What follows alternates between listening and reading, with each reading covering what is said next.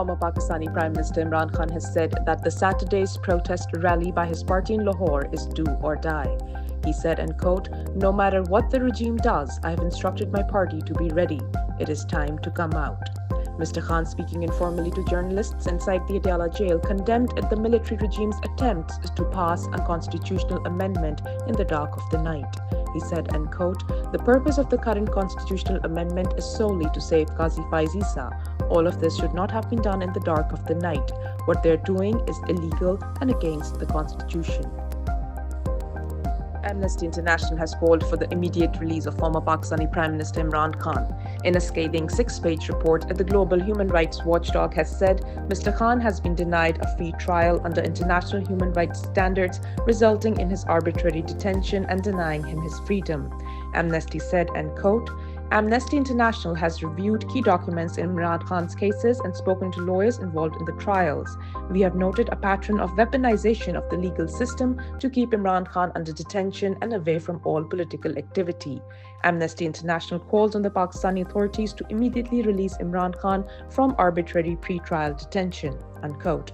Prior to Amnesty International, many other organizations, including the United Nations, have condemned Pakistan's military regime, which has kept Imran Khan in solitary confinement now for 411 days. Hundreds of lawyers convened in Lahore to condemn the Pakistani military regime's attempts to amend the constitution.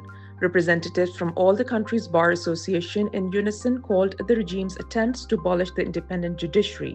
Ishtiaq Ahmed Khan, president of the Insaf Lawyers Forum, said, and quote, "In today's convention, lawyers from across Pakistan are participating to voice their concerns about the proposed amendments that are clearly an assault on the independence of the judiciary," unquote.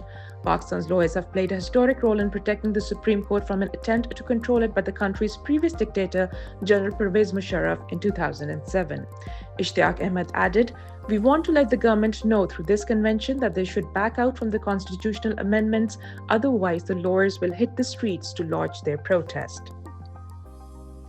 According to an exclusive report by Dropsite News, Pakistan's military is urgently working to repair its relationship with China, its key ally, after former Army Chief Qamar Javed Bajwa strained ties in an effort to appease the United States. The former army chief, a central figure in overthrowing the democratically elected government of Imran Khan, tried to get closer to the Americans, a policy his successor, General Asim Munir, also pursued, according to the report. Dropsite News report, based on internal Pakistani government cables, details that the military's failure to secure any concrete support from Washington, forcing it to scramble back to the Chinese, approving a long-standing demand for a military base in Baluchistan. China is also seeking protection for its workers in the province, calling out the failure of the Pakistani military as it focuses internally on crushing the domestic democratic movement by Imran Khan's PTI. The death toll from the multiple blasts involving pagers and walkie-talkies in Lebanon is now at 37, while 708 have been injured so far. Handheld radios and pagers used by Hezbollah detonated across Lebanon in the latest attack by the occupational Israeli forces.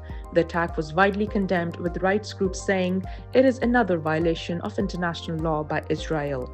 United Nations Secretary General Antonio Guterres said civilian objects should not be weaponized after the deadly explosion on communication devices used by Hezbollah.